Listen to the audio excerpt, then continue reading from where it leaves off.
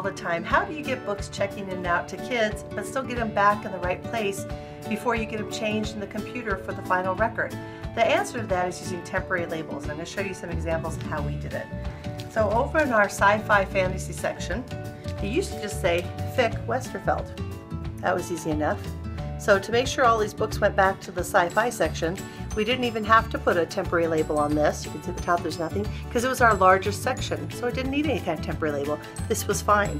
When these books get done, they look like this. This is Spirit of Thieves.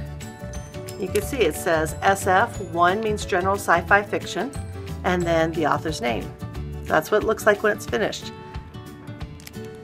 The next section I'll show you is the murder mystery. So when we first did murder mysteries, you can see like this one, the naturals. We had Fick, the author, and the number of the series. So that was pretty straightforward.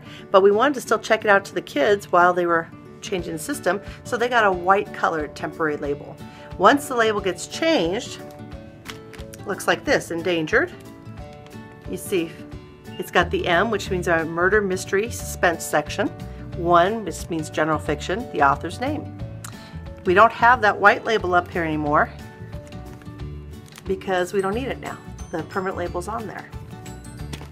Our classic literature that was left over, here's 2 copies of the same book, The Alchemist. So in the old days, it would have said Fick and the author. But now it says Lit 1 and the author. So to show that we wanted to put it back in, they would have had temporary label on here, orange, and that made sure it kept going back and forth. Here's an example of the real section. Had the light green label that tells the shelver to put it back in the real section, but the kids only notice this, Fick, and then A.S. King. This is a fiction book, so it's just in the general fiction section of our murder mysteries. Or real, I'm sorry, real section. Here's an example of a biography, autobiography from our real section. So when it's done, the green label comes off and it just says real. It's not in that first section because it's not a fiction book. This tells you that it's part of our memoirs, autobiographies, and then the author's name. The light blue label tells the students autobiography and memoir.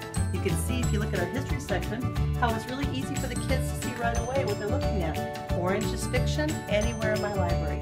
Dark blue, biography, light blue, autobiography. If it's a clear label, it's nonfiction.